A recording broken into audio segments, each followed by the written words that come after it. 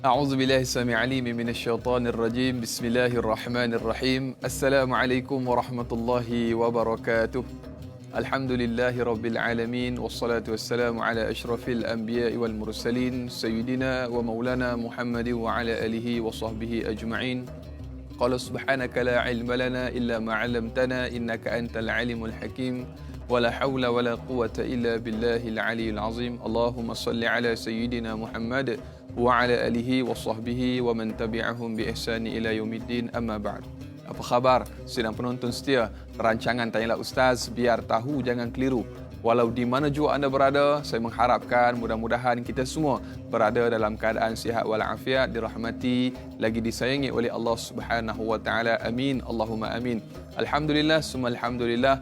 Marilah sama-sama kita mulakan pagi kita dengan kita banyakkan berselawat ke atas junjungan Nabi kita Muhammad sallallahu alaihi wasallam. Alhamdulillah, syukur atas nikmat yang terlalu banyak Allah Subhanahu wa taala anugerahkan dalam kehidupan kita. Dan pada pagi ini perbincangan topik kita dalam Tanyalah Ustaz cukup menarik, iaitu kita akan membicarakan topik sirah, istimewanya Sayyidatina Aisyah radhiyallahu anha Ummul Mukminin. Dan semestinya panel tetamu undangan yang cukup istimewa juga yang kita bawakan khas pada pagi ini, iaitu yang berbahagia Ustaz Muhadir Haji Jul Hafizahullah. Assalamualaikum Ustaz. Waalaikumsalam warahmatullahi wabarakatuh. Sihat Ustaz? Alhamdulillah khair. Alhamdulillah, lama tidak bergandingan dengan yang bahagia Ustaz. Mudah-mudahan mengalir keberkatan dalam perbincangan kita, majlis kita pada pagi ini. Alhamdulillah.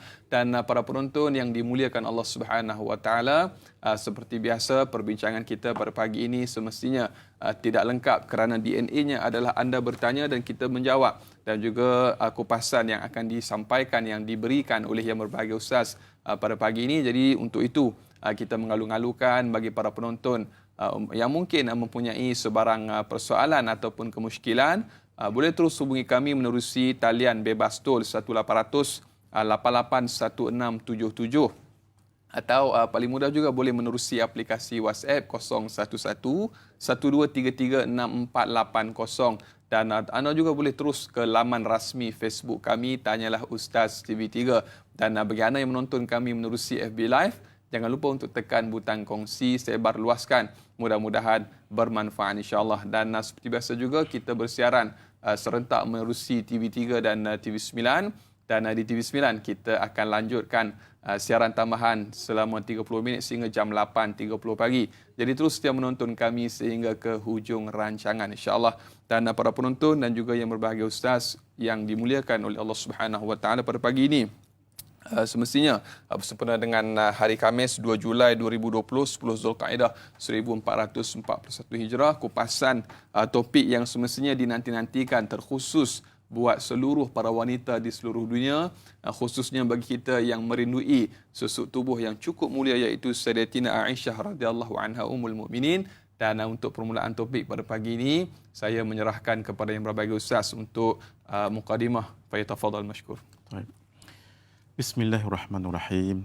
Alhamdulillahirabbil alamin, wassalatu wassalamu ala asyrafil anbiya'i wal mursalin wa ala alihi wa sahbihi ajma'in.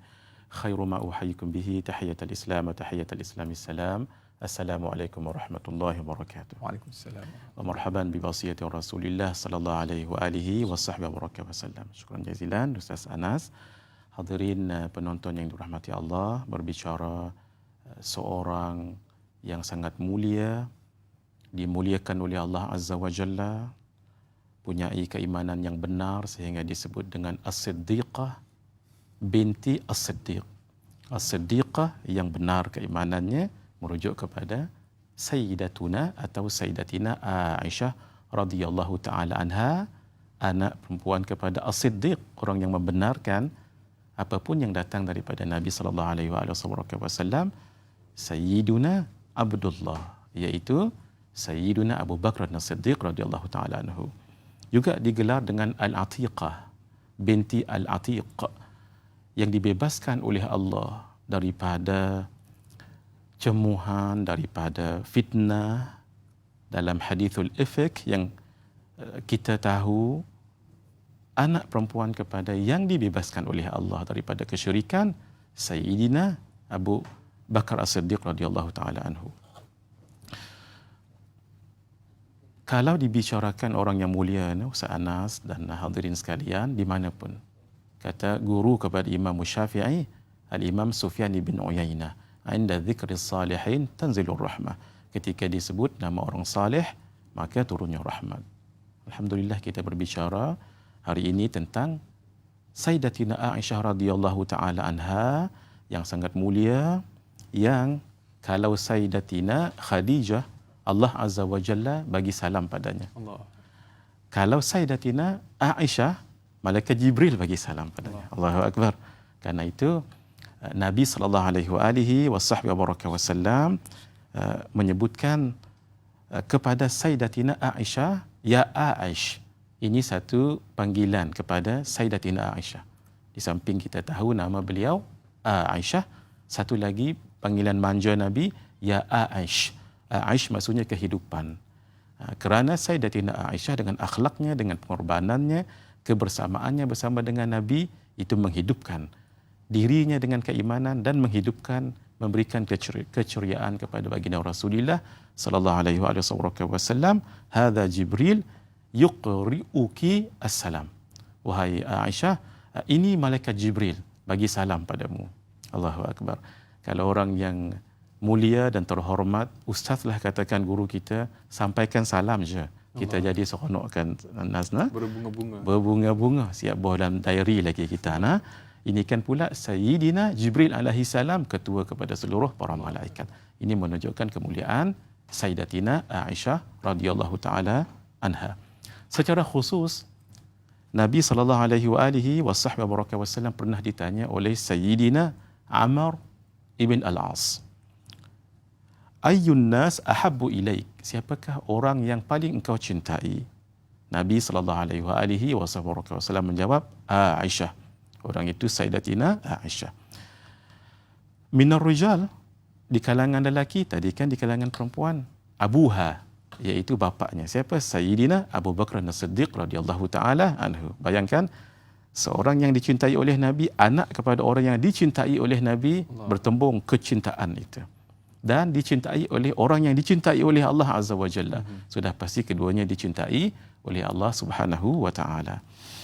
Fadlu Aisyata 'ala nisa, lebihnya istimewanya Sayyidatina Aisyah ke atas perempuan-perempuan keseluruhannya, ka fadli tharid 'ala sa'iri ta'am.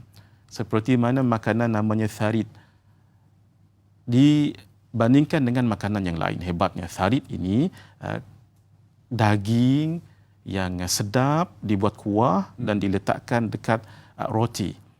Itu makanan paling terkenal dan paling hebatlah, paling lazat untuk orang Arab ketika itu.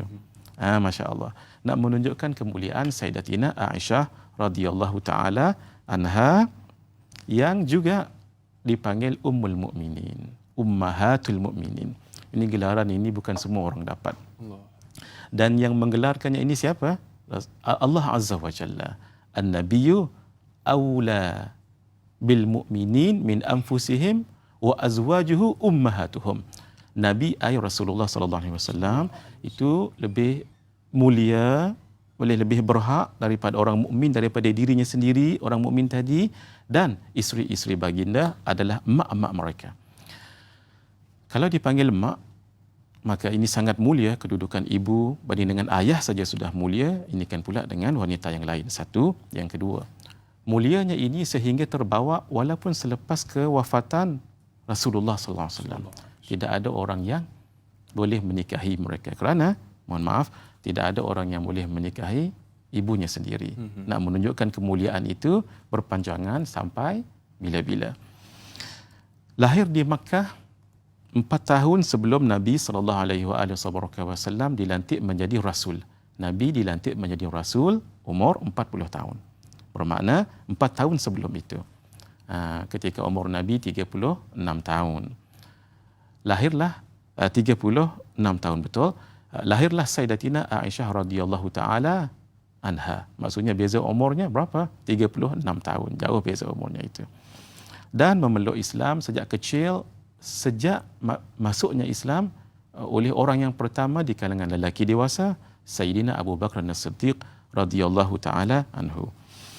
Dipanggil Ummu Abdillah walaupun beliau tidak punya anak.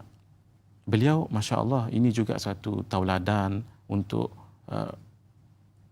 perempuan di luar sana yang barangkali diuji oleh Allah hatta sampai meninggal tidak punya zuriat. Tenang sahaja, sebab ini orang yang mulia ini, ahli syurga ini pun tidak punya anak, tetapi digelar kunyahnya dipanggil dengan Ummu Abdillah. Abdillah di sini maksudnya Abdillah ibn Zubair, iaitu anak kepada Sayyidatina Asma. Asma adik-beradik kepada Sayyidatina Aisyah. Jadi biasanya orang kalau panggil nama dengan kunyah Ummu ataupun Abu, menggunakan nama itu bermakna anak dia. Tapi ini tidak. Kerana kasihnya kepada Sayyidina Abdullah ibn Zubair ibn Al-Awwam, maka digunakan nama Ummu Abdillah ini. Kenapa baginda guna begini? Sebab Nabi suka memberi kunyah kepada para sahabat. Contohnya Sayyidina Abu Bakar yang bernama Sayyidina Abdullah, Nabi panggil Abu Bakar kerana punyai gadis yang bernama Sayyidatina Aisyah. Jadi Abu Bakar bapa kepada gadis. Ketika lain ulama mengatakan kerana cepatnya Sayyidina Abu Bakar menerima Islam, tidak seperti sahabat lain menunggu-nunggu dulu, berfikir-fikir dulu. Tidak, Sayyidina Abu Bakar dengan cepat menerima Islam lalu dipanggil Abu Bakar. Bakar maksudnya cepat, laju dan pantas. Lalu digelar oleh Nabi, engkaulah bapa cepat, laju dan pantas. Sebab itu dipanggil Abu Bakar. Naam. Beliau ini seorang yang sangat cantik sekali, masya-Allah, dan seorang yang sangat cerdik. Dari segi perwatakan, orang yang sangat cantik, luar biasa, kulit putih kemerahan. Mohon maaf, menunjukkan cantiknya itu. Sehingga ketika dipuji oleh Nabi dan ketika merasakan malu, merah pipinya. Sehingga dipanggil Humaira. Ini merah yang asli ni nah. Kerana cantiknya itu, bila dipuji Nabi jadi sebegitu, sehingga Nabi memanggil beliau dengan ya Humaira. Ketika lain Nabi mengatakan khudhu nisfa dinikum min Humaira, ambil sebahagian agama kamu daripada Humaira ini. Di ketika lain dipanggil Aish yang kita sebutkan tadi itu kerana memberi kehidupan kepada baginda Rasulullah sallallahu alaihi wa baraka wasallam. Sayyidatina Aisyah mengatakan, pernah aku membaca surah Taha. Taha, Allah yang mengetahui, ma anzalna alaikal qur'ana litashqa. Tidaklah kami turunkan Quran itu untuk kamu menjadi orang yang, maaf bahasanya, orang yang celaka. Lalu kata Nabi sallallahu alaihi wasallam, la syaqiti ya Aish. Kamu tidak akan celaka, kamu tidak akan rugi wahai Aisyah. Sayyidatina Aisyah radhiyallahu taala anha menempatkan dirinya di kalangan orang yang paling afdal selepas Sayyidatina Khadijah Al-Kubra. Kita sebutkan ini kalangan orang-orang yang mulia, tetapi Sayyidatina Khadijah itu dibandingkan lebih mulia. Sebab Allah Azza wa Jalla bagi salam pada Sayyidatina Khadijah. Kalau Sayyidatina Aisyah, Malaikat Jibril alaihi salam. Sayyidatina Aisyah orang yang banyak meriwayatkan hadis baginda Rasulullah sallallahu alaihi wasallam. Ini sangat penting sekali. Kenapa? Ajaran Islam kan datang daripada dua sumber, iaitu Al-Quran. Tidak lengkap Al-Quran, maksudnya Al-Quran memang lengkap, tapi penerangan Al-Quran itu kalau tidak datang daripada hadis. Dan hadis itu mesti sumbernya sahih. Dan yang meriwayatkan hadis itu mesti orang yang fiqah. Dan paling tahu tentang hal ehwal yang berlaku di rumah Nabi. Di luar boleh sahaja sahabat melihat, tetapi yang berlaku di rumah Nabi, bagaimana Nabi makan, Nabi tidur, Nabi berbicara, hatta di dalam rumah Nabi hal suami isteri. Siapa yang paling tahu? Sayyidatina Aisyah radhiyallahu taala anha, dan beliau isteri Nabi yang paling faqih. Antara sebabnya ialah Nabi sallallahu alaihi wasallam selepas asar akan pergi ke setiap rumah isteri Nabi. Pergi rumah Sayyidatina Saudah, apa khabar, apa keperluan yang tidak cukup, semuanya okey, akan pergi ke sebelah pula. Dan Nabi akan berhenti di rumah yang isterinya malam itu menjadi giliran. Sejarah menyebutkan setiap hari Nabi begitu. Sayyidatina Saudah kerana kahwin dengan Nabi ketika umur 66 tahun, beliau tahu Sayyidatina Aisyah madunya itu mudah. Lalu beliau katakan, malamku, giliranku, aku bagikan kepada Sayyidatina Aisyah. Karena itu, di ketika Zawjatu al-Mu'minin, isteri-isteri Nabi mendapat hanya satu giliran malam, Sayyidatina Aisyah selalunya mendapat 2 malam. Karena itu, beliau selalu melihat hal ehwal Nabi, menjadikan beliau paling faqih dan paling tahu tentang hal ehwal yang berlaku dalam keluarga baginda Rasulullah sallallahu alaihi wasallam. Allahu akbar. Bila mana mendengar tentang mukadimah tentang bagaimana susuk tubuh yang mulia Sayyidatina Aisyah radhiyallahu anha ummul mukminin, satu perkara yang cukup menjentik hati kita tentang peribadi dan juga akhlak, yang mana mudah-mudahan topik dan juga perbincangan kita pada pagi ini memberi satu gambaran yang cukup jelas. Inilah satu susuk tubuh yang perlu kita idolakan dan juga kita inspirasikan dalam kehidupan kita. Dan seperti mana yang disebutkan oleh bagi ustaz, banyak lagi yang kita akan bicarakan.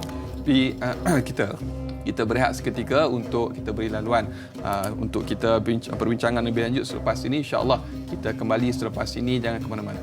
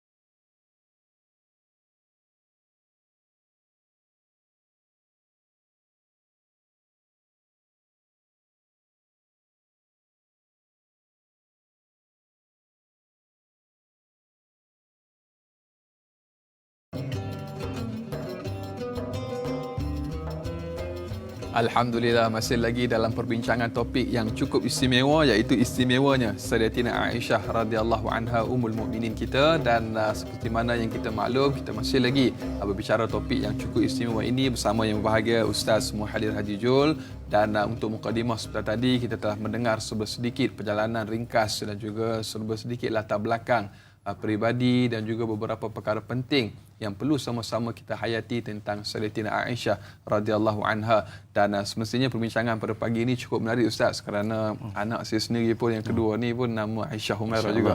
Allah menumpang keberkatan Sayyidatina Aisyah radhiyallahu anha, mudah-mudahan mengalir dalam diri dan juga kehidupan beliau insya-Allah.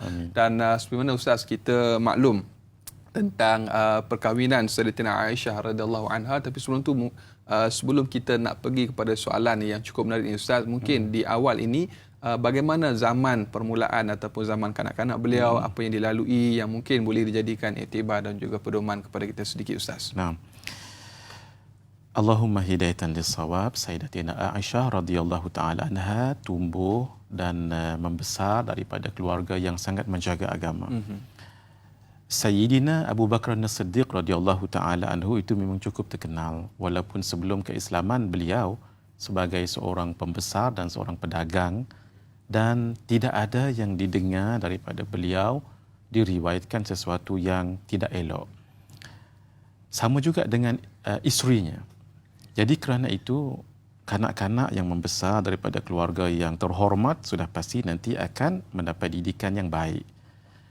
Di ketika itu memang masyarakat Arab dalam keadaan yang kurang menghormati anak-anak perempuan. Sehingga disebutkan siapa sahaja yang melahirkan anak perempuan, dhallat wajhuhu, akan menjadi mendung mukanya itu, merah padam dan kurang seronok. Sebab nantinya tradisi ketika itu anak perempuan itu, mohon maaf, akan jadi seperti mainan. Malah ada yang namanya nikah, walaupun sudah bernikah, tetapi maaf boleh dia gauli oleh 10 lelaki. Ketika nanti bila sudah melahirkan anak, yang perempuan tadilah yang punya senarai nama 10 orang tadi itu akan mengatakan, anak ni anak hang, anak kamu. Kerana mungkin hidungnya macam dengan lelaki dan sebagainya. Itu tidak terhormat. Tetapi tidak kepada Sayyidatina Aisyah radhiyallahu taala anha yang dijaga oleh Sayyidina Abu Bakar As-Siddiq radhiyallahu taala anhu. Dan beliau memang dijaga sejak kecil oleh Allah Azza wa Jalla. Tidak berkawan dengan orang yang sembarangan. Sehingga dikawal oleh Sayyidina Abu Bakar As-Siddiq radhiyallahu taala anhu dengan kawalan yang sebenarnya itu adalah pilihan Allah Azza wa Jalla. Sebab nanti kita berbicara bagaimana ketika Nabi berkahwin dengan Sayyidatina Khadijah, sudah dimimpikan oleh Allah Azza wa Jalla bahawa yang nanti menjadi bakal isteri baginda adalah Sayyidatina Aisyah radhiyallahu taala anha. Bermakna seperti mana Allah mempersiapkan Sayyidatina Khadijah dengan At-Tahirah di zaman jahiliyah juga, penzinaan itu berleluasa, tetapi beliau menjaga dirinya, maruahnya dengan At-Tahirah itu, begitu juga tidak berzina maksudnya, begitu juga Allah menjaga bakal isteri baginda Rasulullah sallallahu alaihi wasallam. Yang dikatakan zaman kanak-kanak bermain anak patung, berlari sana sini, itu biasa sahaja. Normal sahaja. Sehingga ajib ketika kahwin dengan Nabi, riwayat yang kuat mengatakan 6 tahun umurnya masih juga lagi bermain anak patung. Dengan kawan-kawan yang lain. Sehingga ada patung yang dimainkan oleh Sayyidatina Khadijah itu seperti kuda yang bersayap. Ada patung yang dimain itu setelah kahwin dengan Rasulullah SAW. Bermakna zaman kanak-kanak itu tetap juga perasaannya masih sama, tinggal lagi tumbesaran dan pemikiran Sayyidatina Aisyah itu luar biasa dibandingkan dengan yang lain. Sehingga Allah Azza wa Jalla memuliakan beliau lebih daripada yang lain, dari segi kecantikan, dari segi keluarga yang terhormat Sayyidina Abu Bakar As-Siddiq, dan dari segi akhlak yang sangat mulia dan kecerdasan yang cepat menangkap sesuatu. Sehingga dikatakan kekuatan hafazan beliau walaupun masa kecil itu seperti Sayyidina Abu Hurairah radhiyallahu ta'ala. Abu Hurairah, beliau sami'tu, tidak pernah aku mendengar sesuatu melainkan aku akan menghafazkannya. Sama dengan Sayyidatina Aisyah walaupun masa kecil. Itu antara kelebihan yang jarang didapati oleh anak-anak kerana tarbiyah daripada kedua orang tua. Allahu Akbar. Kita ingin menarik perhatian dengan soalan yang pertama terlebih dahulu yang bagi Ustaz yang datang daripada sahabat kita, Sahziatul Sidik menerusi Facebook. Assalamualaikum Ustaz dan Da'i. Waalaikumsalam warahmatullahi wabarakatuh.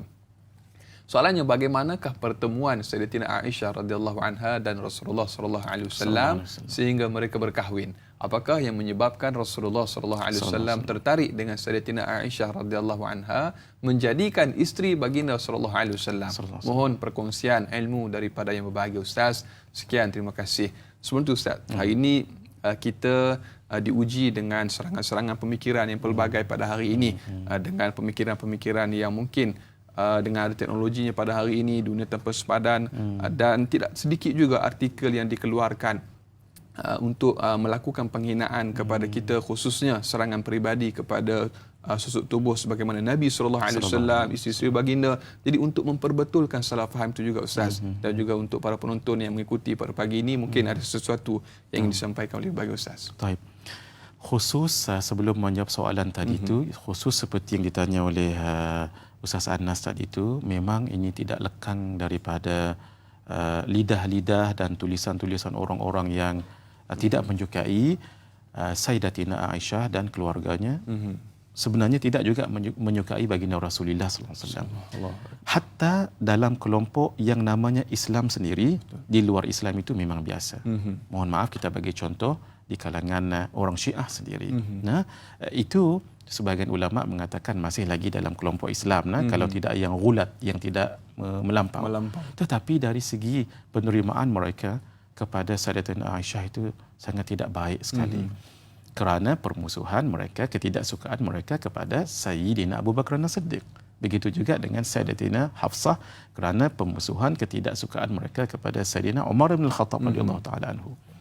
Jadi kerana itu yang selalu kita dengar orang-orang yang tulisan-tulisan yang tidak baik mengatakan kenapa Nabi kahwin dengan seorang budak yang berumur 6 tahun begitu. Ada riwayat mengatakan 7 tahun. Kalau kita melihat dari segi kawasan persekitaran ataupun faktor geografi dengan kemanusiaan, itu tidak harus kita samakan. Nah, dari segi fizikal sahaja kita lihat dengan orang Arab dan orang Europe contohnya.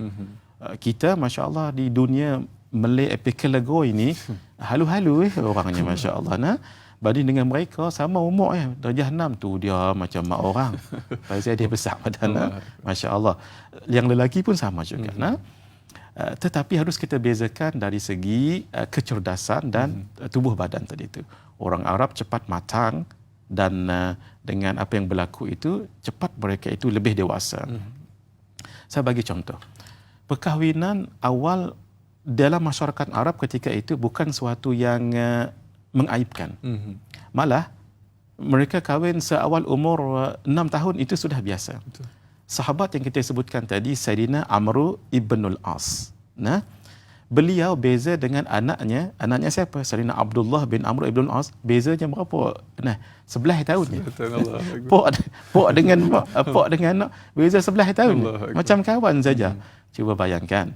Bermakna paling awal beliau kahwin umur 10 tahun. Lelaki dia. Pasal beza dengan anak 11 tahun.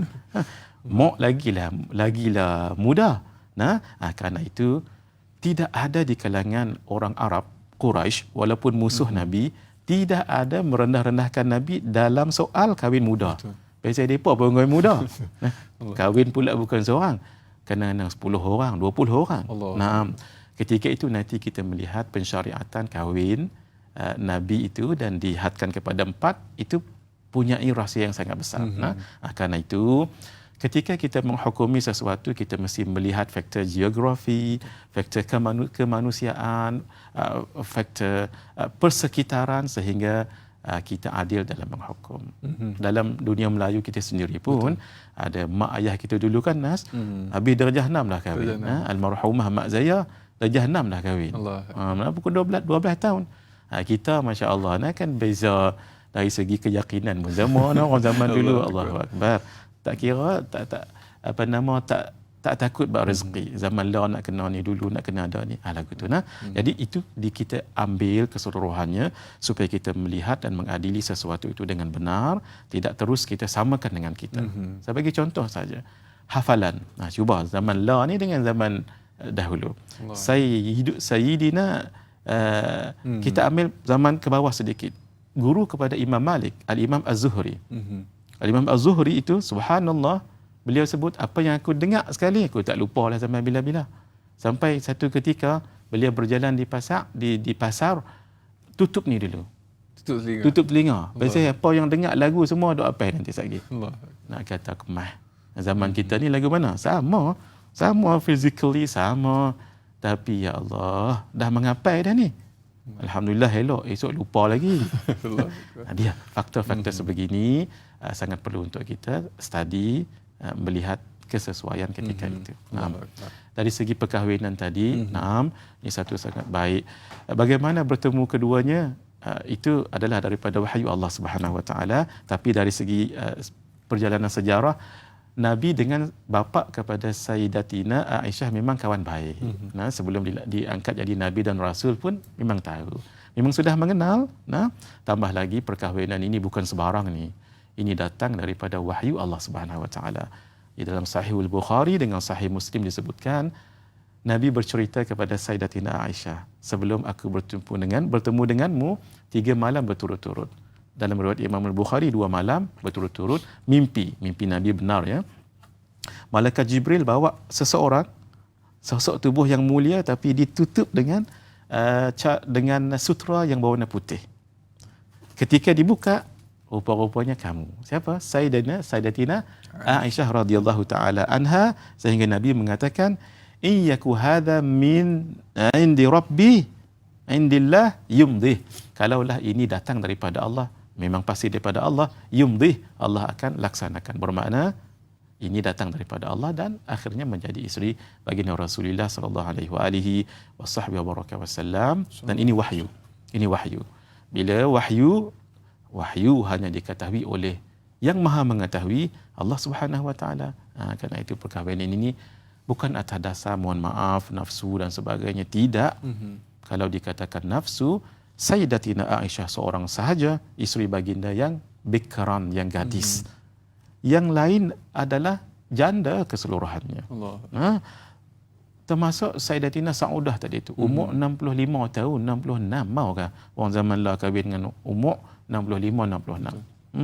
Karena itu bukan atas dasar mohon maaf hawa nafsu, tapi wahyu daripada Allah Subhanahu Wa Taala. Allahu Akbar. Semestinya bila mana kita menelusuri tentang peribadi Sayyidatina Aisyah radhiyallahu anha, tidak lain dan tidak bukan mewarisi keindahan akhlak bapanya sendiri, iaitu Sayyidina Abu Bakar As-Siddiq radhiyallahu anhu. Dan berikutnya Ustaz, kita dengan izin kita raikan lagi soalan daripada sahabat kita di WhatsApp yang bertanya. Assalamualaikum Ustaz Daim. Waalaikumsalam warahmatullahi. Sayyidatina Aisyah radhiyallahu anha pernah rasa terbakar api cemburunya bila mana merasakan yang dirinya dibandingkan dengan Sayyidatina Khadijah radhiyallahu anha. Soalan saya Ustaz, bagaimanakah baginda Rasulullah sallallahu alaihi wasallam mendidik dan membimbing isterinya Sayyidatina Aisyah radhiyallahu anha agar tidak terlalu cemburu mengatasi emosinya? Terima kasih. Mohon penjelasan daripada Ustaz. Kak Zah dari Cenur Pahang bertanya Ustaz. Dipersilakan. Masya-Allah. Soalan yang sangat baik. Allahumma hidayatan lis-shawab. Cemburu seseorang kepada seseorang itu lumrah sahaja atas nama manusia, maka ini atas faktor manusiawi. Nabi pun begitu juga, tapi cemburu yang baik, yang positif. Dan ini disebut di dalam hadis, ada 5 hadis Sayyidatina Aisyah cemburu. Antaranya cemburu dengan Sayyidatina Khadijah. Kenapa cemburu itu? Satu, memang naluri biasa sebagai seorang insan.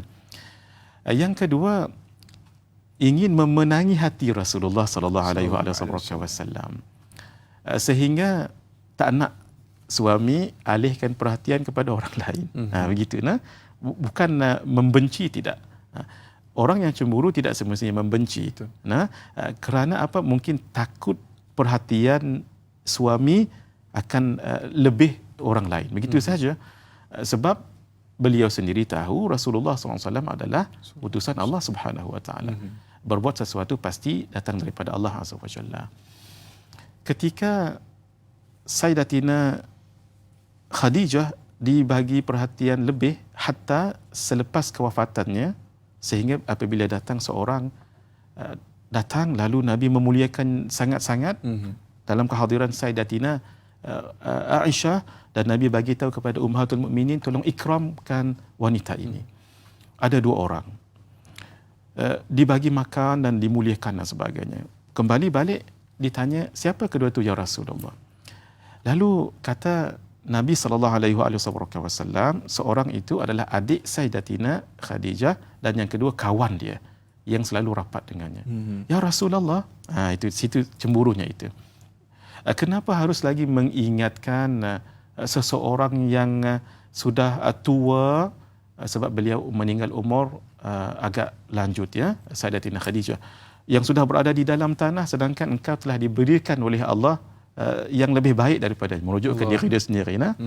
Lalu Nabi SAW begini menenangkan yang soalan tadi itu, tidak wahai Aisyah, sesungguhnya Khadijah itu yang membantuku ketika orang lain tidak membantuku, yang beriman denganku ketika orang lain tidak beriman denganku, yang ini tidak ada pada isteri-isteri yang lain mengurniakan anak-anak kepadaku ketika isteri-isteri yang lain tidak mengurniakannya. Jadi maksudnya begini, ketika Nabi menghadapi cemburu Sayyidatina Aisyah, tidak dengan marah-marah, tetapi diberikan suatu penerangan. Ini juga hikmah dalam dakwah Nabi, dibagikan penerangan apa?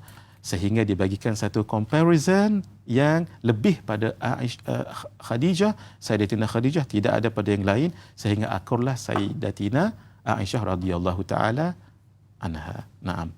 Begitu Nabi dalam menyingkapi perasaan cemburu, itu biasa sahaja.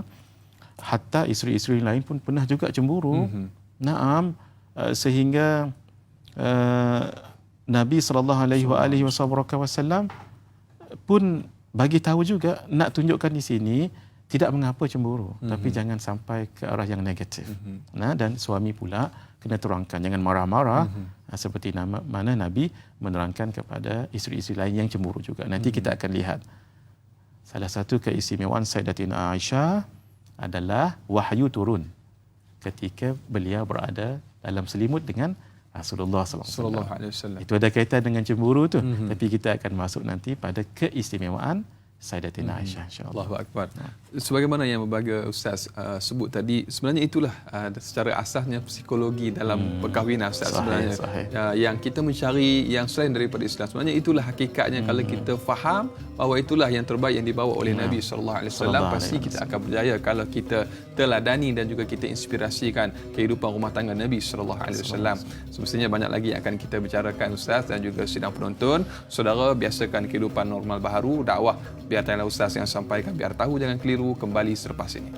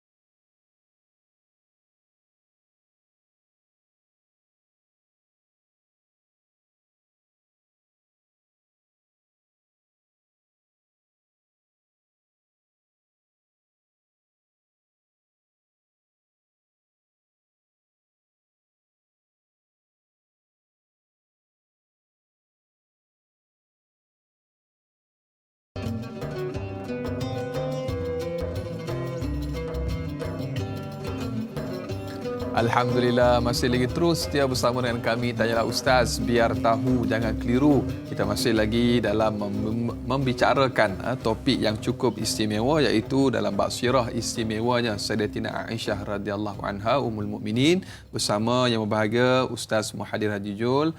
Dan bagi anda para penonton yang dimuliakan Allah Subhanahu Wa Taala, mungkin ada yang ingin mengajukan sebarang persoalan atau kemusykilan, boleh terus hubungi kami menerusi talian bebas tol 1800 88 1677 atau menerusi WhatsApp di 011 1233 6480, atau paling mudah terus sahaja ke laman rasmi Facebook kami Tanyalah Ustaz TV3.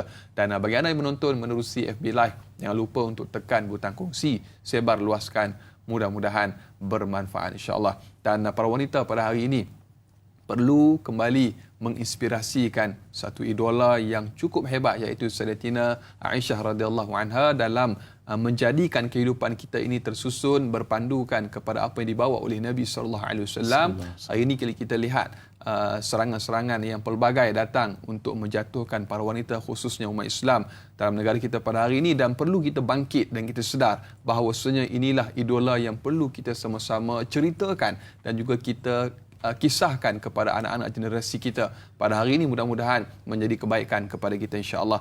Dan yang bagi Ustaz, kalau sebentar tadi kita sambung tentang kisah cemburunya Sayyidatina Aisyah radhiyallahu anha dan juga isteri Nabi sallallahu alaihi wasallam yang lain, mungkin ada sambungan kisahnya tentang bagaimana tentang wahyu yang disebutkan oleh yang bagi Ustaz sebentar tadi insya-Allah. Allahumma hidayatan lis-shawab. Soalan yang sangat baik. Kita sambung sedikit tentang cemburu tadi itu. Malah Sayyidatina Aisyah sendiri cemburu pada yang lain, tapi di ketika yang lain, isteri-isteri yang lain cemburu pula pada beliau. Kenapa? Sebab Sayyidatina Aisyah ini luar biasa dengan akhlaknya itu. Sehingga orang kalau nak bagi hadiah dengan Nabi, tunggu dulu. Bila giliran Nabi di rumah Sayyidatina Aisyah. Kalau di rumah hak lain, mereka tak apa nak bagi. Sehingga sekumpulan isteri-isteri Nabi jumpa dengan Ummu Salamah. Bagi tahu ni sama madu na, wahai Ummu Salamah, kami dok tengok, lebih kurang bahasa kita bagi mudah nah. Kami dok tengok orang ni kalau kata nak bagi hadiah pada Nabi cukup, kalau giliran di rumah Sayyidatina Aisyah, pilah bak kat Nabi, kami pun nak dapat sama, nak dapat kebaikan yang sama. Itu yang kata cemburu yang baik. InsyaAllah khair. Ketika ada kesempatan bersama dengan Nabi sallallahu alaihi wasallam, Sayyidatina Ummu Salamah mengkhabarkan apa yang dibagi tahu oleh kawan-kawan yang lain, isteri-isteri yang lain. Nabi dengar tapi tak berapa nak jawab. Nabi dengar tak berapa nak jawab, tu kali pertama. Kali kedua, betul-betul ketika sudah sampai giliran di rumah Sayyidatina Ummu Salamah. Ini lebih lagi mudah berbicara sebab ya berada di rumah sendiri sama juga. Nabi dengar. Sebab Nabi bila dengar orang, Nabi dengar lagu ni. Macam saya berbicara dengan saya. Tengok lagu ni. Idza tafata faltafata bi kulli jasadi. Dalam kitab Syama'il kita belajar, Nabi kalau beralih terus the entire body Nabi, itu tanda akhlak. Begitu. Tapi Nabi tak berapa nak jawab. Maksud kata dengar saja. Kita pun rasa pelik bila kita cakap orang tak jawab. Tapi ada ketika ada benda yang perlu kita muhasabah. Kali ketiga tanya lagi. Bila kali ketiga ini ditanya, apa kata Nabi sallallahu alaihi wasallam? Ya Umma Salamah, wahai Umma Salamah, la tu'dhini fi Aisyah, janganlah kamu sakiti saya kerana Aisyah. Kenapa? Fa innahu wallahi, kerana demi Allah, ma nazala alayya al-wahyu, tidak ada turun wahyu pada saya, wa ana fi lihafi imra'atin, aku berada di dalam selimut bersama dengan seorang perempuan, min kunna ghairiha, di kalangan kamu, melainkan dengan Sayyidatina Aisyah. Ni cerita maaf, ni cerita bab selimut-selimut ni maaf perkara yang berada dalam keadaan yang tidak biasa. Turun wahyunya ketika dalam peperangan, ketika di rumah, ketika dalam beribadah.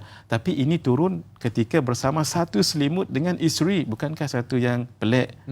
Itu nak menunjukkan kemuliaan Sayyidatina Aisyah sampai diangkat begitu. Situ kita lihat seperti mana Allah memuliakan anjing Ashabul Kahfi.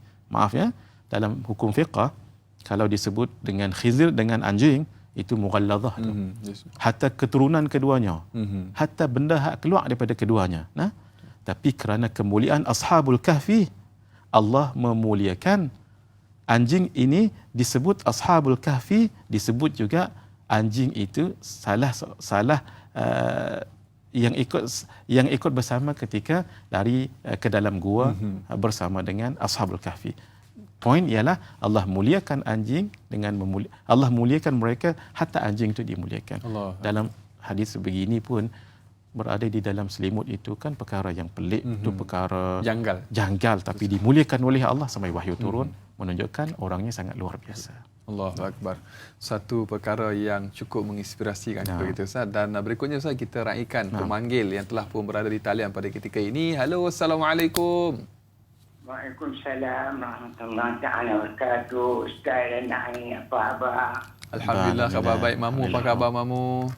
Mamu pun sihat, alhamdulillah. Kita jauhlah pada penyakit-penyakit. Amin, insya-Allah. Selamat. Insya-Allah Tuhan.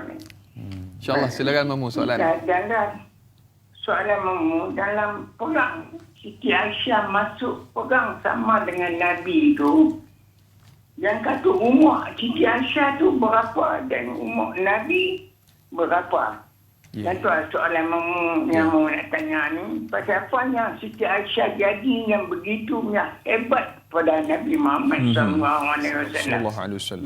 Assalamualaikum warahmatullahi taala wabarakatuh. Waalaikumsalam warahmatullahi wabarakatuh. Terima kasih Mamu dari Pulau Pinang yang bertanya soalan yang walaupun ringkas tetapi membawa makna yang begitu besar Ustaz. Kalau hari ini kita ada jururawat kita ataupun frontliner ataupun petugas barisan hadapan, antaranya ialah jururawat. Dan di dalam peperangan juga para wanita terutamanya isteri Nabi sallallahu alaihi wasallam memainkan peranan yang cukup penting dalam rangka perjuangan memartabatkan Islam di sini dan peperangan dan juga umur Sayyidatina Aisyah radhiyallahu anha. Sedikit Ustaz. Masya-Allah, sangat baik sekali soalan Mamu. Insya-Allah mudah-mudahan Mamu sama-sama kita sihat. Amin, insya-Allah. Yang penting kita dapat buat amal ibadah. Hatta kalau sakit pun dapat juga buat amal ibadah itu untuk kita bawa berjumpa dengan Allah Subhanahu wa taala. Sayyidatina Aisyah kahwin ketika umur 6 tahun. Bersama dengan Nabi, bukan di Makkah, kahwinnya di Makkah, tapi bersama dengan Nabi satu rumah. Di mana? Di Madinah. Nah, berkumpul pada bulan Syawal 1 Hijrah. Nah, bermakna umur Sayyidatina Aisyah ketika itu adalah 9 tahun. Lagu tu. Muda sangat-sangat. Nah. Cuba bayangkan ketika Nabi wafat, Sayyidatina Aisyah umur 18 tahun. Allah, tingkatan 5. 18 tahun. Dan setelah nak wafat, Sayyidatina Aisyah tak kahwin-kahwin. Masya-Allah, sangat setia, memang tak boleh kahwin sebab ummahatul mukminin. 40 tahun ini, maaf saja, naluri perempuan siapa yang tak mau kahwin. Tapi bersabar 40 tahun ini diisi sehingga wafat umur beliau 65 tahun. Lalu beliau mengisikan dengan amal ibadah sehingga dalam kitab antaranya kitab Tuhfatul Kiram menyebutkan kanat tasumud dahra. Beliau selalu berpuasa sepanjang dahra, sepanjang tahun. Nah, maksudnya apa? Kecuali 5 hari itulah, hari raya 2 dan hari tasyrik itu. Nah. Yang kedua, apabila disebut peperangan itu berlaku ketika Nabi di Madinah. Mamu tadi tanya, berapa umur Sayyidatina Aisyah? Secara pastinya peperangan yang diikut oleh Sayyidatina Aisyah, saya tak ingat sekarang apa nama peperangan tu. Tetapi umurnya di sekitar 9 tahun ke 18 tahun. Maksudnya umur remaja lagi.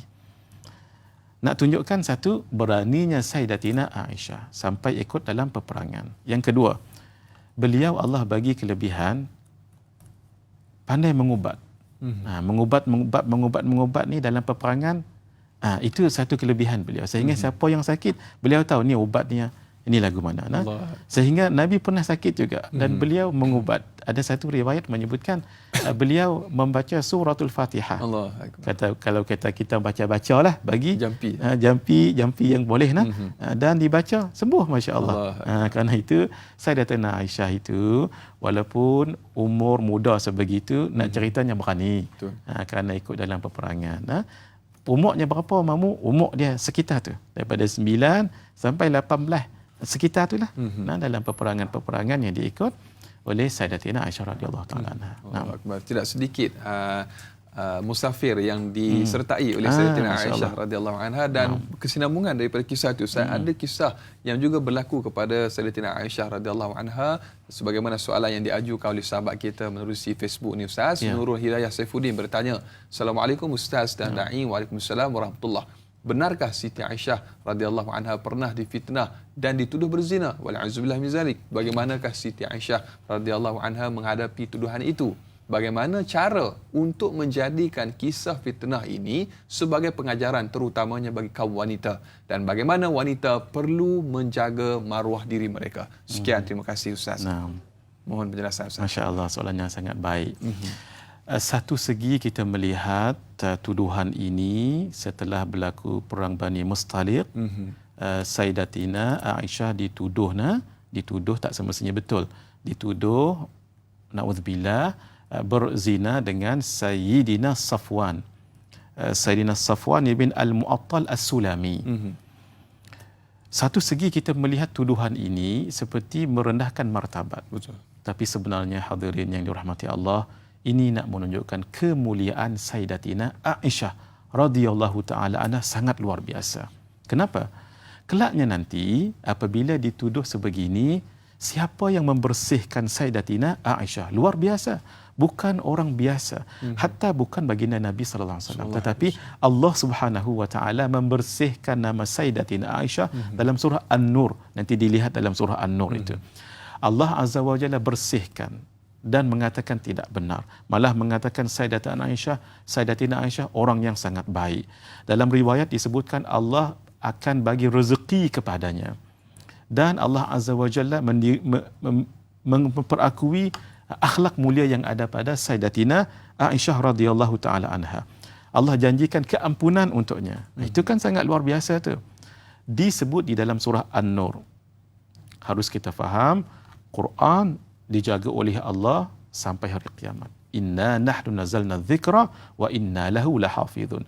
Ayat dalam surah An-Nur tentang Allah membebaskan Sayyidatina Aisyah akan tetap ada di dalam itu, bermakna kemuliaan Sayyidatina Aisyah akan berterusan seperti kemuliaan Al-Quran dijaga sampai hari kiamat. Satu. Ayat tentang pembebasan ini selalu dibaca oleh tuan-tuan imam, ustaz-ustaz dalam berceramah. Sampai hari kiamat kemuliaan itu akan disebut-sebut. Orang tak kurang ni Ustaz Anas, orang yang boleh khatam Quran kalau tidak setiap hari pun, katalah dalam 3 hari ataupun 1 pekan ataupun 1 minggu. Setiap hari akan jumpa surah An-Nur dan mengulang-ulang baca. Bukan kita seorang saja yang khatam tu. Berapa ramai dalam dunia ni, begitulah sentiasa dan sentiasa ayat itu dibaca, nak menunjukkan kemuliaan Sayyidatina Aisyah. Bagaimana sikap kita? Satu, rasional sahaja. Sebab yang datang ini datang daripada munafik. Orang munafik akan ada sentiasa pemusuhannya dengan Islam. Satu. Yang kedua, tenang, jangan menggelabah. Sebab sesuatunya itu ada hikmahnya. Yang ketiga, kalau kita benar, kenapa kita harus takut? Kerana itu Sayyidatina Aisyah pernah rasa murung sekejap. Sebab orang ni duk kata, ni duk tengok pelik dan sebagainya. Rasulullah pun ketika itu, belum turun wahyu, terasa terpukul sedikit. Tekanan. Kerana orang berbicara ini. Ini kan Sayyidatina Aisyah, isteri baginda. Zina pula tu. Kalau setakat kata cakap bohong dan sebagainya, itu barangkali. Tetapi tidak juga. Sebab apa? Generasi sahabat ini luar biasa. Kata Sayyidina Ibnu Umar, "Ma kunna nakdzibu wa la na'riful kadhiba." Kami tak pernah bohong. Dan bohong tu apa dia? Tak ada. Bohong tu apa dia? Depa tak ada. Itu Sayyidina Ibnu Umar. Ini lagu mana Sayyidatina Aisyah. Seterusnya, apabila menerima berita tentang sebegini, mauqif kita ialah, ya ayyuhalladzina amanu in ja'akum fasiqun binaba'in fatabayyanu. Sebab itu, wahai orang-orang yang beriman, Allah pesan ketika datang suatu berita daripada orang fasik, termasuk orang munafik tadi tu, maka fatabayyanu, tabayyun dahulu. Sebab itu Nabi memang rasa sedih, siapa tak sedih, isteri sendiri. Dan jadi ikutan orang, tapi sabar, tidak menggelabah. Akhirnya Allah bagi kemuliaan yang sangat luar biasa, sehingga nanti banyak turun wahyu kerana keluarga Sayyidina Abu Bakar. Kerana Sayyidina Abu Bakar sendiri dan Sayyidatina Aisyah, antaranya turunnya tentang ayat tayammum. Itu kemuliaan yang ada pada Sayyidatina Aisyah. Allahu Akbar. Ustaz, bila mana Ustaz menyebutkan tentang bagaimana tabayun yang perlu dilakukan, terutama disebutkan oleh Allah Subhanahu Wa Taala dalam Quran, bagaimana pula keluarga iaitu Sayyidina Abu Bakar Siddiq radhiyallahu anhu menyikapi akan fitnah yang melanda diri ananda sendiri yang tercinta iaitu Sayyidatina Aisyah radhiyallahu anha, dan sebenarnya para penonton juga menanti-nantikan jawapan kepada persoalan tersebut, kerana kalau kita, ahli keluarga kita sendiri menerima keadaan begitu dengan tekanan yang diberikan, bagaimana layanan yang sepatutnya dilakukan, dan juga kita nak bersebelah anak kita tetapi dalam keadaan kita juga nak menjaga perasaan Nabi sallallahu alaihi wasallam pada ketika itu. Sedikit Ustaz. Sayyidina Abu Bakar As-Siddiq adalah orang yang dididik oleh Nabi sallallahu alaihi wasallam, yang apapun yang dilakukan oleh Nabi itu adalah benar. Dalam peristiwa Isra' dan Mi'raj itu sangat luar biasa, tak diterima oleh akal pun beliau katakan, kalau lebih daripada itu pun aku percaya. Ini pula yang berlaku dalam peristiwa yang ujian sebegini, sama ada Islam ataupun tidak Islam. Sudah pasti Sayyidina Abu Bakar bersabar, tetapi sudah pasti perasaan terpukul. Paling kurang kita terasa, ya Allah. Kalau dah selalu sangat orang sebut tu, perasaan tu betul sebab ramai sangat. Pun begitu tadi. Sayyidina Abu Bakar As-Siddiq beramal dengan ayat tadi itu juga, iaitu tidak mempercayainya, tetapi dalam masa yang sama beliau tidak semesra yang dahulu dengan Sayyidatina Aisyah. Ialah perasaan manusia. Kalau betul, contohlah, kalau betul kamu terima lebih kurang lagu itulah. Jadi mudah-mudahan tidak betul supaya tidak terasa selesa. Bila ada suara-suara sebegini, kemungkinan ada benar ataupun tidak. Tetapi bila diketahui ini memang datang daripada orang munafik, ia bersabar seperti mana sabarnya Nabi, tetap juga dalam keadaan itu menyebabkan suasana jadi kurang sedap, kurang nyaman, tetapi menunggu wahyu daripada Allah SWT. Maksudnya bersabar dengan ilmu yang nantinya akan ada hikmah. Allahu Akbar. Walau apapun yang kita lakukan, walau bagaimanapun beratnya ujian yang diterima, khusus kepada para wanita, bersama kita terus memelihara maruah dan jati diri kita. Mudah-mudahan Allah senantiasa memelihara kita semua. Dan banyak lagi yang akan kita kongsikan yang bagi Ustaz untuk topik yang cukup istimewanya Sayyidatina Aisyah radhiyallahu anha. Saudara, biasakan kehidupan normal baharu, dakwah. Biar tiada Ustaz yang sampaikan, biar tahu jangan keliru. Kembali selepas ini.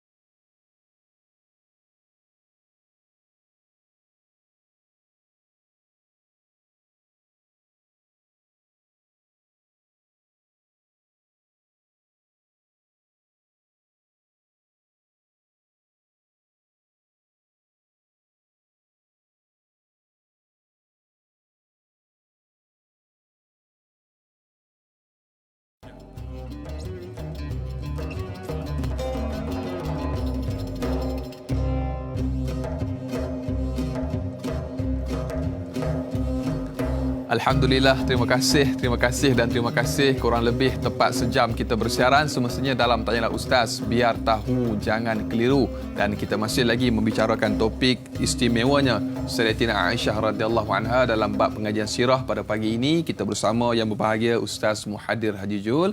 Dan bagi anda yang ingin terus mengajukan sebarang persoalan atau kemusykilan, jangan malu, jangan segan, terus hubungi kami menerusi talian bebas tol 18881677 atau menerusi aplikasi WhatsApp di nombor 0111233648 atau paling mudah terus sahaja ke laman rasmi Facebook kami Tanyalah Ustaz TV3. Dan yang bagi Ustaz dan juga sedang penonton, banyak yang telah pun kita bicarakan tentang Sayyidatina Aisyah radhiyallahu anha yang menjadi tonggak perjuangan kepada Nabi sallallahu alaihi wasallam dan juga isteri-isteri Nabi sallallahu alaihi wasallam yang lain yang mulia, ibunda kita insya-Allah tabarakallah, yang perlu kita jadikan teladan dan juga ikutan terkhusus kepada para wanita pada hari ini insya-Allah.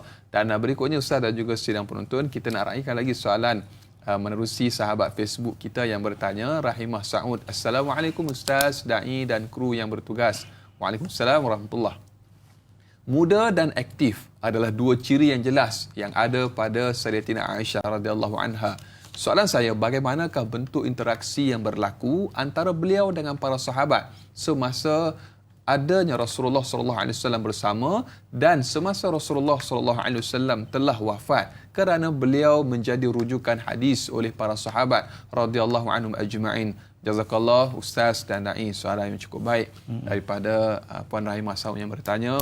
Ustaz menyebutkan tadi fasa 40 tahun selepas kewafatan Nabi sallallahu alaihi wasallam. Lama tu Ustaz. Mungkin ada sesuatu yang diisi selepas itu dan juga sebelum, iaitu semasa adanya Nabi sallallahu alaihi wasallam. Naam. Soalan yang sangat baik daripada saudari Rahimah dan sangat kena sekali. Sebab di dalam kitab disebut tentang Sayyidatina Aisyah ini kanat a'lamu zawjatin Nabi sallallahu alaihi wasallam. Sayyidatina Aisyah adalah isteri Nabi yang paling cerdas, yang paling pandai. Nah, kalau yang paling afdal tadi siapa? Sayyidatina Khadijah, barulah Sayyidatina Aisyah. Tapi yang paling a'lam, yang paling pandai Sayyidatina Aisyah. Satu, kerana umurnya muda. Dua, kerana selalu mendapat dua malam giliran banding dengan yang lain.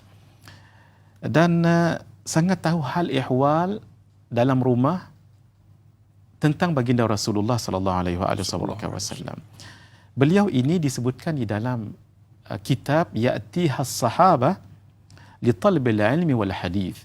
Para sahabat akan datang jumpa dengan beliau untuk menuntut ilmu dan untuk belajar hadis. Kalau dengan sahabiyat perempuan duduk sekali dalam satu ruangan. Kalau bertanya sahabat dengan beliau yang lelaki akan di sebalik tirai begitu, tanpa melihat wajah. Ketika Nabi masih hidup begitu. Ketika Nabi masih hidup, banyaknya Sayyidatina Aisyah bersama dengan muslimat. Sebab kalau nak bertanya soalan agama dengan tentang agama terus kepada Rasulullah SAW sendiri. Tapi lebih interaksi itu kalau ada para sahabat yang nak bertanya dengan Sayyidatina Aisyah, lebihnya selepas wafat. Dan caranya ialah dengan cara tadi itu, di sebalik tabir, untuk bertanya hal ihwal, terutama sekali bab faraid dan perkara-perkara dalam rumah tangga, hatta perkara yang melibatkan wanita, haid, nifas, wiladah dan sebagainya. Dan beliau, Sayyidatina Aisyah radhiyallahu taala anha, antara yang paling banyak meriwayatkan hadis. Disebutkan beliau meriwayatkan 1210 hadis. Banyak tu, 1210 hadis. Sebiji-sebiji apa yang disebut oleh baginda Rasulullah sallallahu alaihi wasallam. Jadi bagaimana caranya? Ya, kalau dengan muslimat dalam halaqah sebegitu, kalau dengan yang lelaki di sebalik tirai, yang kebanyakannya adalah selepas wafatnya Rasulullah. 40 tahun itu, subhanallah, digunakan untuk banyak beribadah. Sehingga dalam kitab menyebutkan kanat sawwamatan. Allah. Sawamah itu sirah mubalaghah. Kalau saim, orang yang puasa. Berpuasa. Sawam, Allah. oh orang yang banyak berpuasa. Sama juga naimun, tidak. Orang yang tidak. Nuwam, orang kuat tidak. Lalu kita nak. Beliau kanat sawamatan, orang yang banyak berpuasa. Qawwamatan, qawwamah, kalau ada orang yang bertelaga, berkelahi, beliau yang akan luruskan. Kanat karimatan, orang yang sangat dermawan. Karimah. Pernah subhanallah, beliau selepas kewafatan Sayyidina Rasulullah SAW, Sayyidina Muawiyah bin Abi Sufyan ketika itu menjadi gubernur, bagikan kepadanya, dikatakan jumlahnya itu 100,000 dirham. Allahu Akbar. 1 dirham sama dengan harga sekilo daging. Approximately 30 ringgit lah. Nah, sekilo. Ini 100,000 dirham. Insya-Allah. Beliau apa buat? Beliau ambil harta ni, dia suruh pembantu-pembantu, tolong bagi. Hak ni sikit, hak ni sikit, hak ni sikit. Sehingga apa, Anas 1 dirham pun tak ada. Habis. Kata pembantu beliau, ya Sayyidah, wahai tuan, menunjukkan Sayyidatina Aisyah ketika itu sudah agak berumur. Kalaulah tinggalkan berapa dirham untuk buka puasa ketika itu, beliau berpuasa, alangkah eloknya. Beliau kata, oh tu noh, pasal apa tak habaq awal? Tak perasan. Kalaulah kamu bagi tahu lebih awal, sudah pasti kita akan bagikan tinggalkan sedikit untuk kita berbuka puasa. Untuk guna buka puasa pun tak ada. Itu nak tunjukkan karimah apa dia? Orang yang sangat mulia dan orang yang sangat dermawan sekali. Pemurah. 2 kali berlaku, Anas. Satu lagi saya tak ingat nama seorang sahabat yang memberi 2 uncang. Allah. Kalau dikira 150,000 dirham. Allah. Main ribu-ribu ni bukan ratus-ratus. Darat mengerti 30 ringgit. Berapa ada habis dia bagi ke orang. Allah. Kenapa? Sebab beliau ini di samping sawamah, qawwamah, karimah, beliau juga zahidah, orang yang zuhud. Sebab apa? Sebab yang dilihatnya bukan kebahagiaan di dunia, tetapi kepada akhirat. Sehingga masyhur beliau disebutkan kanat tasumud dahra. Beliau ini orang yang banyak berpuasa sepanjang tahun. Allahu Akbar. Itulah dia. Saya teringat bila mana Ustaz sebut tentang Sayyidatina Aisyah radhiyallahu anha, panjang lebar kita membicarakan. Dulu ada seorang guru saya di sekolah, ada pesan, dia kata kalau kita sebut nama kawan kita ni, bolehlah panggil kawan-kawan ni macam lebih kurang je, tapi kalau kita sebut nama orang yang mulia, Nabi SAW, para sahabat, isteri-isteri baginda, jangan panggil macam panggil gelaran kawan. Sebab kita kena muliakan mereka sebagaimana yang disebutkan oleh yang bagi Ustaz. Dan mungkin bila banyak sebut tentang adab, sedikit Ustaz, kaedah ataupun cara terbaik untuk kita memuliakan mereka, gelaran yang bagaimana yang perlu kita gunakan Ustaz. Sahih, naam. Soalan yang baik, Anas, sebab melibatkan adab harus kita lakukan. Pertama sekali ketika mendengar nama para sahabiyah ataupun para sahabat, jangan lupa taradhi. Taradhi ni apa? Radhiyallahu anha. Kalau lelaki perempuan, kalau perempuan radhiyallahu, kalau lelaki radhiyallahu anhu, macam tadilah. Dan harus kita faham hadirin, pangkat taradhi ni Allah yang bagi. Radhiyallahu anhum wa radu'an. Dan pangkat taradhi ini lebih tinggi daripada pangkat wilayah. Wilayah ni wali. Wali ni kan ada martabat dia. Ada yang namanya wali autad, ada namanya nujaba, ada namanya rajabiyun, ada namanya wali abdal. Tinggi daripada semuanya ghaus. Ketua pada seluruh wali namanya qutub. Kalau sebut wali qutub tu, itu paling tinggi sekali. Wali mujbir tu cerita lain. Itu cerita wali kahwin. Ni cerita ketinggian kerohanian mereka itu. Paling tinggi wilayah kewalian itu namanya qutub. Hadirin, taradhi lebih tinggi daripada kewalian. Allah. Kita nak kata apa lagi nak? Karena itu muliakan mereka. Bila disebut nama mereka, kasih pada mereka. Sayangi mereka, berusaha mencontohi mereka dengan membaca kisah hidup mereka dan meneladani seupayanya apa yang mereka telah tunjukkan. Saya tanya juga sebab bila mana ada anak nama Aisyah Humairah, saya macam bila kadang-kadang bila kita nak marah tu macam fikir nak sebut ni macam nak kena jaga juga ni adab tu Ustaz, sebab bila terbayang perkara sebegitu Ustaz. Jadi mudah-mudahan Allah bimbing kita, Allah beri kekuatan kepada kita dalam mendidik anak-anak insya-Allah. Dan berikutnya Ustaz, kita raikan panggilan daripada sahabat kita yang telah pun berada di talian pada ketika ini. Halo, Assalamualaikum. Waalaikumsalam. Ya, Tuan Haji Abdullah, apa khabar? Baik Tuan. Alhamdulillah. Silakan soalannya. Soalannya ada dua lah. Ini pertama sekali tentang Rasulullah SAW suka bergurau dengan Sayyidatina Aisyah. Macam berlari lah dan berbagai lagi lah. Suka bergurau. Dan lagi satu tentang isteri-isteri Rasulullah SAW. Adakah mereka ini tergolong daripada keluarga Ahlul Bait? Itu saja, terima kasih. Sama-sama, terima kasih Tuan Haji Said Abdullah dari Seremban yang bertanya soalan yang cukup baik. Dan semestinya Ustaz, bila mana kita menerima soalan juga daripada bukan orang sembarangan, insya-Allah tabarakallah, kita perlu memuliakan mereka. Sahih. Dan gurauan jenaka Nabi sallallahu alaihi wasallam bersama isteri baginda terutamanya Sayyidatina Aisyah radhiyallahu anha, dan juga tentang bagaimana perihalnya Ahlul Bait. Sedikit. Masya-Allah, Tuan Sayyid Abdullah kita, soalan yang sangat baik. Seni dalam rumah tangga untuk mengukuhkan hubungan keduanya, salah satunya bergurau senda. Lebih daripada itu, bukan bergurau senda sahaja, bermain sama-sama. Pernah Nabi dan Sayyidatina Aisyah berlumba. Nah, ketika itu Nabi sedikit berisi. Jadi Nabi tidak gemuk, tidak. Sebab dada Nabi dengan perut Nabi sama. Kerana sahabat ni sama. Dia tak naik. Naik itu gemuk. Dia dada dengan perut dia sama. Dia bila ayak turun dia floss, dia tak naik atas. Itu Jadi bila berlari, masya-Allah, kalah Nabi. Sebab Sayyidatina Aisyah berlari laju dulu. Masya-Allah. Di ketika yang lain, Nabi berlari, dan ketika itu Sayyidatina Aisyah sedikit juga berisi. Menang Nabi. Masya-Allah. Apa kata Nabi? Ya Aish, ni wahai Aisyah, ini hak menang ni balai hak kalah hari itu. Hak menang lah ni, hak kalah hari itu. Boleh sampai darah tu. Nak tunjukkan apa ni? Bukan setakat gurauan senda, tetapi dipraktikkan juga dalam keadaan seperti itu. Jadi silakan sahaja, ini seni dalam hubungan rumah tangga. Baik. Yang kedua tentang Ummahatul Mukminin, apakah mereka itu dipanggil Ahlul Bait? Naam, secara pasti mereka juga Ahlul Bait. Inilah beza kita dengan orang Syiah, ya. Kita mengatakan Ahlul Bait itu seperti yang disebut oleh para masyayikh kita dan para imam. Ahlul Bait itu keluarga Nabi keseluruhannya, termasuk Zaujatul Mukminin.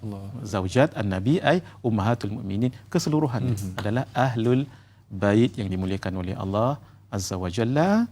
Ketika Nabi mengatakan ahibbullah lima yaghzukum bihi min ni'amih. Cintailah aku, cintailah Allah atas nikmat yang mencurah diberikan kepada kamu. Wa ahibbuni li hubbillah. Cintailah diriku sebagai tanda cinta kepada Allah. Jangan lupa. Wa ahibbu ala baiti li hubbi. Cintailah ahli keluargaku, termasuk Ummahatul Mukminin, isteri-isteri Nabi. Itu tanda cinta kepada kamu kepadaku. Kerana itu ada seorang syekh yang alim, Anas dan penonton. Beliau bernama Dr. Omar Hashim. Masih hidup sekarang. Agak berumur. Orang yang menghafaz Sahih Bukhari. Masih ada sekarang di Universiti Al-Azhar. Beliau ketika beliau mengungkapkan Ahlul Bait ini termasuk isteri-isteri Nabi, beliau mengatakan qala liqailun ra'aituka tahwa ala taha wa da'iman tartajihim kan haqqan 'alaika an taqdi al-umrah madihan fihim wa fi man yalihim. Qultu madha aqul wal kaunu turran yastamiddu al-ata'a min aydihim أي معنى للمدح مني وقد جاء الكتاب العزيز بالمدح فيهم أنا كتب اليوم لا أستطيع أمدح قوما كان جبريل خادما لأبيهم. Tak boleh saya nak memuji lebih-lebih sangat. Maksudnya tak mampu, bukan tak boleh, tak mampu. Malaikat Jibril sahaja menjadi khadam kepada datuk mereka Nabi. Jadi muliakan Ahlul Bait termasuk isteri-isteri Nabi, itu tanda memuliakan Nabi. Memuliakan Nabi bermakna memuliakan Allah Subhanahu wa taala. Allahu akbar. Saya pernah ada sejarah peribadilah bila mana kita kan selalu macam mak kata bagi sedekah ni kat orang. Jadi bila sampai pada satu keluarga ni saya bagi, dia tak nak terima. Jadi saya macam menumpahnya, kenapa dia tak nak terima? Saya kata ni mak bagi sedekah. Rupanya dia kata kami tak boleh terima sedekah, kami terima hadiah aja. Jadi satu ilmu yang baru kepada saya Ustaz. Mungkin ada sebabnya di situ Ustaz. Memang begitu. Ketika Sayyidina Salmanul Farisi, beliau pernah beragama Yahudi. dan beliau pernah beragama Kristian dan beliau nak cari agama Islam ni betul ke tak. Allah. Salah satu caranya dengan beliau banyak membaca kitab-kitab lama Anas. Salah satu nak tunjuk Rasul ini Rasul yang benar, tak terima hadiah. Allah. Lalu akhirnya tak terima sedekah. Akhirnya satu hari beliau datang ke bumi Makkah dan beliau bagi satu macam hadiah, satu bahan ataupun buah-buahan dan dibagikan kepada Nabi untuk sedekah. Nabi tolak. Allah. Nah, ketika Nabi tolak, beliau dah sudah menjangkakan, oh ini Masya Allah. Di ketika yang lain beliau bagi juga tetapi dalam bentuk hadiah. Betul. Maka Nabi katakan bawa kemari dan Nabi suruh untuk dibagikan kepada yang lain. Benar, ini adalah tanda kenabian, ini adalah menunjukkan Nabi adalah benar-benar Nabi dan ahli keluarga Nabi tidak menerima sedekah. Memang itu ada dalam riwayat. Mudah-mudahan kita dapat menjaga adab kita demi menjaga kemuliaan nasab Ahlul Bait keturunan Nabi sallallahu alaihi wasallam kerana mereka mulia dan kita perlu muliakan mereka dan masya-Allah tabarakallah banyak lagi sebenarnya ada-ada yang perlu sama-sama kita telusuri dan juga kita hayati. Dan berikutnya yang bagi Ustaz, kita raikan lagi soalan menerusi sahabat kita yang bertanya menerusi Facebook. Ita Muzwita yang bertanya, Assalamualaikum Ustaz dan Naim, moga dalam rahmat Allah selalu. Waalaikumsalam, amin insya-Allah. Soalan saya Ustaz, bagaimanakah Sayyidatina Aisyah radhiyallahu anha menghidupkan sunnah sebagai tanda cinta kepada Rasulullah sallallahu alaihi wasallam sehingga beliau sangat dikasihi oleh Rasulullah sallallahu alaihi wasallam? Mohon penjelasan. Terima kasih. Soalan yang cukup baik. Cara menghidupkan sunnah baginda Nabi sallallahu alaihi wasallam. Terkadang wanita, kalau lelaki kita fahamlah bagaimana ciri pakaiannya, sunnah-sunnah yang ditinggalkan oleh Nabi SAW kepada kita. Tapi kalau bagi wanita pula Ustaz, bagaimana halnya Ustaz? Sedikit. Masya Allah, barakallahu fikum dan syukran jazilan. Saudari Ita yang bertanya, bagaimana Sayyidatina Aisyah menghidupkan sunnah Rasulullah SAW? Menghidupkan sunnah itu dalam arti kata yang sangat luas. Dari segi berpakaian, sudah pasti pakaian wanita tak sama dengan yang lelaki, gitu. Tetapi dari segi akhlak, ya boleh. Sunnah itu kan luas. Ma sadara anin Nabi sallallahu alaihi wa alihi wasallam qawlan aw fi'lan aw taqriran mimma laysa min al-umuri tabi'iyyah. Apa yang terbit daripada Nabi, sama ada perkataan ataupun perbuatan dan iqrar Nabi. Dari segi akhlak yang mulia, Masya Allah, Sayyidatuna Aisyah sangat mulia akhlaknya. Kita sebutkan tadi, beliau itu, ya Allah, di dalam kitab menyebutkan sebegini, dalam kitab Tuhfatul Kiram, apa yang disebut? Wa kanat tuslihu bainan nas. Itu akhlak Nabi, sunnah Nabi. Beliau itu mengislahkan orang yang berkelahi tadi itu. Wa tuzawwijul banat. Perempuan-perempuan yang nak kahwin, dikahwini. Wa tus'idul fuqara wal aitam. Mengembirakan fakir, miskin dan aitam. Tu kata sampai tak sedap tadi, kata dirham dibagikan. Begitu. Akhlak dari segi apa? Dari segi akhlak. Sunnah dari segi akhlak kita nak bicarakan. Dan lebih daripada itu hadirin, Ita dan yang lain bertanya, beliau menghafaz hadis Nabi. Bukan senang tu. Bukan senang. Kita kan Anas, kalau mak ayah nasihat, kita ambil poin apa benda cerita 5 minit tu, kita ingat. Satu, jangan duk kasak kat orang. 2, bagi makanan. 3, bagi tolong adik-beradik. Kita ingat poin tu ya. Hak disebut 5 minit daripada mula, aku nasihatkan hang supaya ni tak ingat dah. Sayyidatina Aisyah sebiji yang disebut oleh Nabi. Itu kecintaan yang sangat luar biasa. Nah, bukan berbicara tentang mengamalkan sunnah, menghafazkan dahulu, itu sudah tanda kecintaan yang sangat luar biasa. Allahu akbar. Sebab itu bila mana para ulama kita, terutamanya Al-Imam Nawawi rahimahullah, menyusun hadis-hadis 40 misalnya, ini satu kelebihan dan juga memudahkan kita Ustaz. Kita nak menghafal hadis-hadis, terutamanya hadis-hadis yang sahih Ustaz. Masya-Allah. Mudah-mudahan Allah berkati dan rahmati mereka, ditempatkan mereka di tempat yang terbaik di sisi Allah Subhanahu wa taala. Amin insya-Allah. Dan berikutnya Ustaz, kita raikan lagi soalan menerusi sahabat Facebook kita yang bertanya. Masrifah Nur, Assalamualaikum Ustaz, da'i dan semua kru yang bertugas. Waalaikumsalam warahmatullahi. Soalannya, adakah Sayyidatina Aisyah radhiyallahu anha merupakan penyeri Rasulullah sallallahu alaihi wasallam selepas kewafatan Sayyidatina Khadijah radhiyallahu anha? Mohon pencerahan Ustaz. Terima kasih. Soalan cukup baik daripada sahabat kita Masrifah Nur. Sungguh sangat baik sekali memang. Selepas Sayyidatina Khadijah orang yang sangat dicintai, malah afdal isteri Nabi adalah Sayyidatina Aisyah radhiyallahu taala anha. Afdalu zawjatin Nabi sallallahu alaihi wasallam ba'da as-sayyidati Khadijah. Isteri Nabi yang paling afdal selepas Sayyidatina Khadijah. Malah Nabi mengatakan, ini termasuk dalam keistimewaan yang kita bicarakan ini. Sayyidatina Khadijah ini, Sayyidatina Aisyah ini pernah dikhabarkan oleh malaikat Jibril kepada Nabi mengatakan apa? Hadhihi zawjatuka fid dunya wal akhirah. Allah. Ini adalah isterimu di dunia dan akhirat. Di akhirat sudah pasti masuk dalam syurga. Nabi sangat mencintai Sayyidatina Fatimah Az-Zahra Al-Batul. Az-Zahra yang cemerlang. Cemerlang akhlak, cemerlang fizikal, sangat kacak, sangat cantik sekali. Dan cemerlang dari segi keseluruhannya, akhlak, peribadi, perwatakan. Dan Al-Batul. Al-Batul ini maksudnya at-tabattal. Wa tabattal ilaihi tabtila, yang selalu menghampirkan dirinya kepada Allah. Sangat Nabi cintai. Apa nasihat Nabi kepada orang yang sangat Nabi cintai itu? Sayyidatina Aisyah. Apa kata Nabi? Alasti tuhibbina ma uhibbu? Ya Fatimah, bukankah kamu akan mencintai apa yang saya cintai? Apakah kamu akan suka apa yang saya suka? Kata Sayyidatina Fatimah, bala, ya, sudah pasti ya Rasulullah.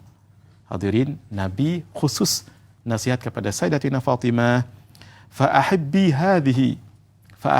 hadhihi, cintailah ini, orang ini. Siapa? Aisyah. Bermakna wajib cinta Sayyidatina Aisyah radhiyallahu taala anha. Naam. Allahu akbar. Mudah-mudahan bila mana kita mendengar tentang peribadi dan juga kehebatan Sayyidatina Aisyah radhiyallahu anha, insya-Allah tabarakallah menjadikan satu inspirasi kepada kita untuk kita meneladani dan juga menelusuri perjuangan ini. Seterusnya kita mengaplikasikan bagaimana kehidupan mereka dalam kehidupan kita pada hari ini, insya-Allah. Dan yang bagi ustaz dan juga sedang penonton, sedar tak sedar kita akan tamat siaran di TV3 pada ketika ini dan kita akan sambung terus di TV9.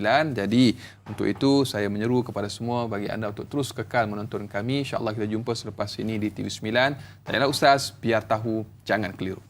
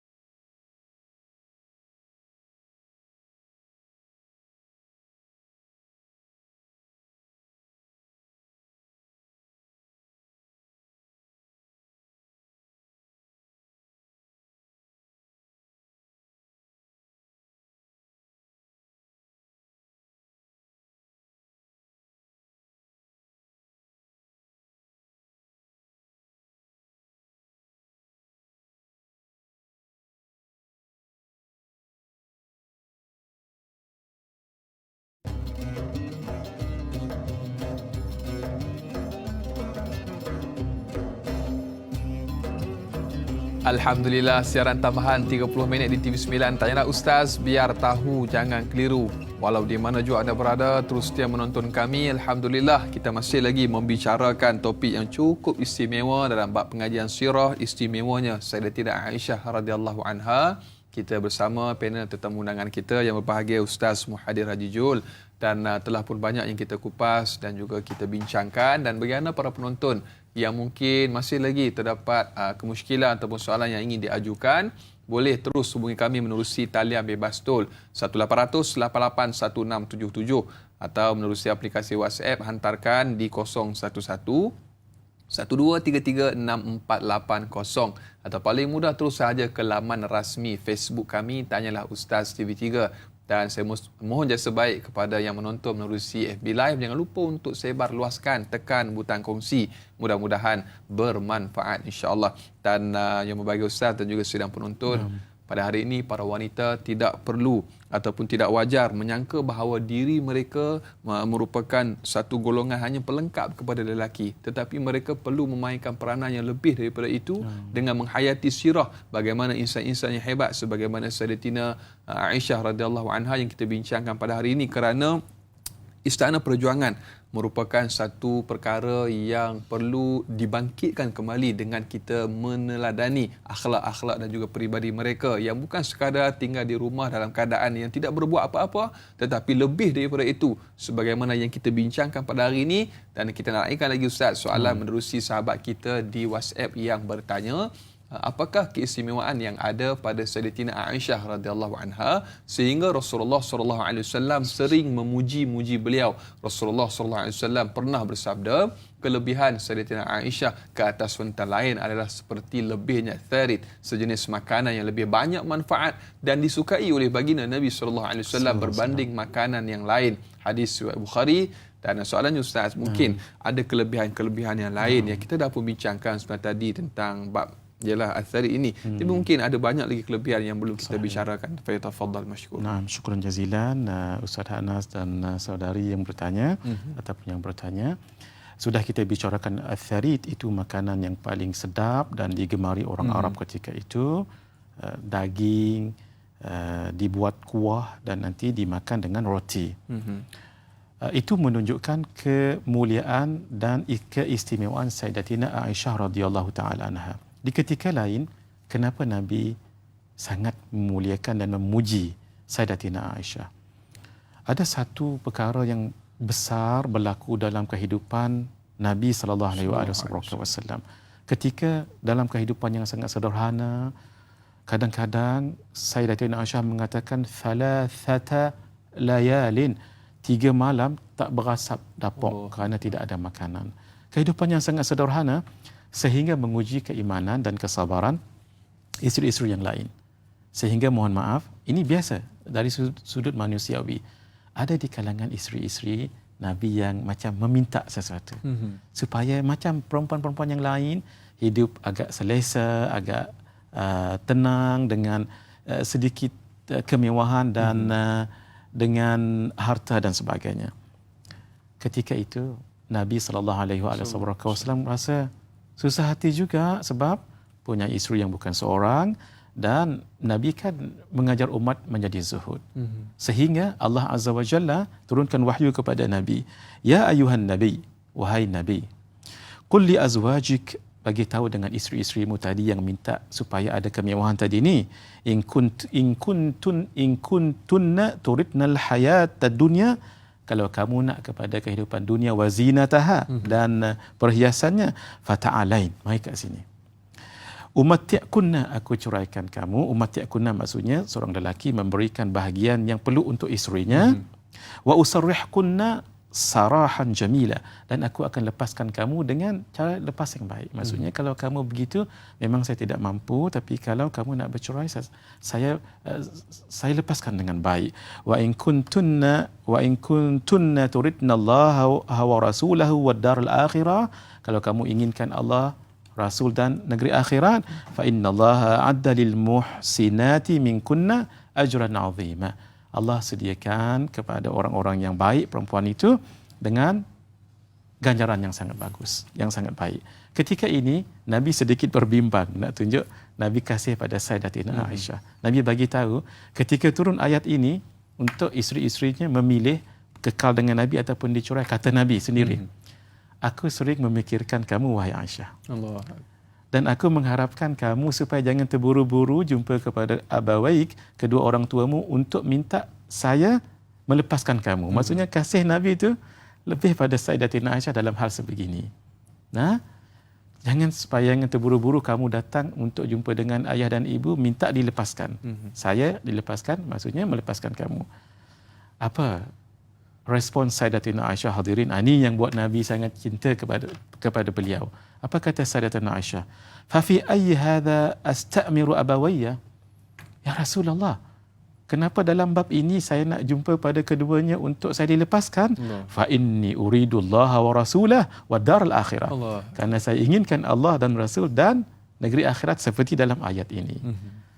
Ketika isteri-isteri yang lain mendengar pengakuan dan stand mauqif Sayyidatina Aisyah, barulah yang lain tu Anas ikut sama sebut, ya Rasulullah, kami inginkan Allah, uridullah wa an-nabi wa darul akhirah. Barulah ikut semua sekali. Siapa yang mula-mula sekali sebut begitu? Sayyidatina Aisyah radhiyallahu taala anha. Itu luar biasa beliau. Menjadi ikutan. Menjadi dan ikutan. juga sebarang pendapat yang diberikan itu adalah salah satu merupakan kayu ukur kepada isteri yang lain, insya-Allah tabarakallah.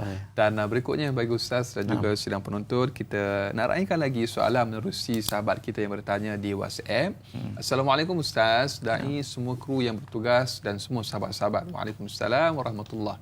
Di dalam kitab-kitab, buku-buku dan laman media sosial seringkali menulis kisah-kisah Rasulullah sallallahu alaihi wasallam dan para sahabat radhiyallahu anhum ajma'in. Soalan saya ustaz yang pertama, mengapa kita jarang mendengar atau membaca dari kitab-kitab buku mengenai riwayat Sayyidatina Aisyah radhiyallahu anha, isteri Rasulullah sallallahu alaihi wasallam? Itu yang pertama. Dan yang kedua, mengapakah nama beliau tidak termasuk dalam golongan wanita yang dijanjikan syurga menurut riwayat? Terima kasih. Mohon penjelasan daripada yang berbahagia ustaz. Dua soalan di situ daripada sahabat kita yang bertanya, dan kita faham hari ini lambakan info di media sosial pada hari ini cukup banyak. Dan sehingga kan ceramah-ceramah pun perlu kita tapis juga ustaz sebenarnya.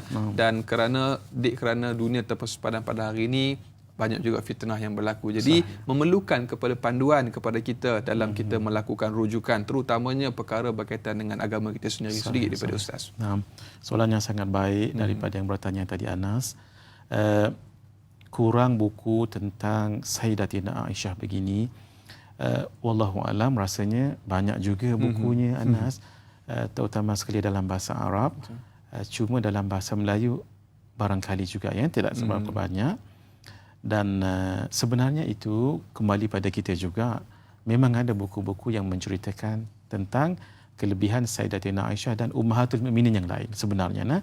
Jadi kitalah yang membacanya, dan guru-guru dan para masyayikh dan pendakwah-pendakwah lah yang kalau boleh ditonjolkan sirah-sirah isteri-isteri baginda Rasulullah sallallahu alaihi wasallam ini supaya jadi macam Anas sebut tadi itu ikutan kita.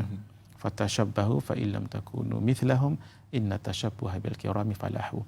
Hendaklah kamu mencontohi orang-orang yang mulia walaupun kamu tak seperti mereka, kerana mencontohi orang yang mulia itu adalah suatu kejayaan. Karena itu salah satu cara untuk kita mengikut orang, kita kena dengar ceritanya. Sebab cerita itu junudun min junudillah. Cerita-cerita adalah tentera daripada tentera-tentera Allah. Al-Imam Abu Hanifah An-Nu'man, seperti yang dinukilkan oleh Syekh Abdul Fattah Abu Ghuddah ketika beliau mentahqiq kitab Risalah Al-Mustarsyidin karangan Al-Imam Al-Muhasibi, beliau nukilkan dahulu apa kata-kata Imam Abu Hanifah. Aku sangat mencintai membaca cerita-cerita daripada fiqah-fiqah ini. Fiqah itu satu yang perlu. Tapi kalau cerita, sudah pasti benda itu betul. Kenapa? Cerita itu adalah pengalaman. Pengalaman adalah guru yang tidak pernah berbohong. Kenapa? Memang sudah orang tu berlaku. Sehingga nanti, kalau orang tu boleh begitu, kenapa tidak kita? Sebab itu sangat penting membaca kisah-kisah orang yang soleh ini. Yang kedua, kenapa tidak disebut di kalangan al-asharah al-mubasysyirin bil jannah? Kerana Nabi nak memuliakan yang lain. Dan nak dikatakan ahli syurga tak semestinya disebut secara jelas sebegitu. Contoh dalam kitab Mishkat al-Masabih, Al-Imam At-Tibrizi menyebutkan di dalam manaqib as-sahabah yang di akhir itu disebut Abu Bakar fil jannah, Umar fil jannah, Uthman fil jannah, Ali fil jannah, Sa'd bin Abi Waqqas fil jannah, Abdul Rahman bin Auf fil jannah sampai akhir. Tak ada pun nama Sayyidatina Aisyah. Walaupun tidak disebut zahir begitu 10 tu, tapi dalam riwayat yang lain Nabi mengatakan bahawa Sayyidatina Aisyah, malah dalam hadis yang kita sebutkan tadi, Malaikat Jibril mengatakan, hadhihi zawjuka fid dunya wal akhirah. Ini isterimu di dunia dan akhirat. Dunia di dunia lah, akhirat tang mana? Itulah dia di hari di syurga. Syurga pula, syurga mana? Syurga Firdaus. Itu sudah lebih daripada hadis tadi itu. Allahu akbar, jasa dan juga pengorbanan yang ditinggalkan oleh Sayyidatina Aisyah radhiyallahu anha untuk kita, bukan sekadar untuk dibaca ataupun tatapan cerita dan sebagainya, tetapi perlu untuk kita ikuti dan teladani Ustaz. Banyak lagi yang akan kita bicarakan. Biasakan kehidupan normal baharu dakwah. Tadilah Ustaz yang sampaikan, biar tahu jangan keliru, kembali selepas ini.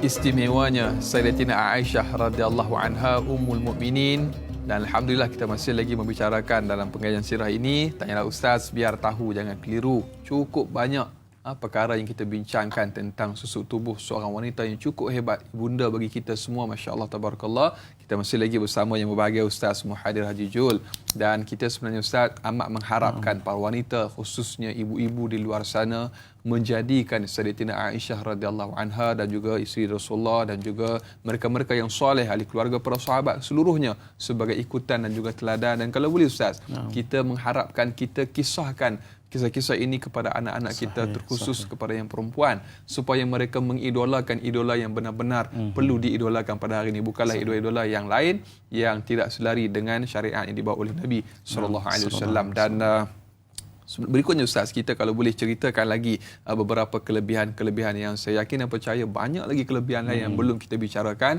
tentang Sayyidatina Aisyah radhiyallahu anha Ustaz, insya-Allah. Naam. Antara kelebihan Sayyidatina Aisyah adalah pernah sekali beliau menggunakan rantai Sayyidatina Asma. Tetapi rantai itu terjatuh. Allah.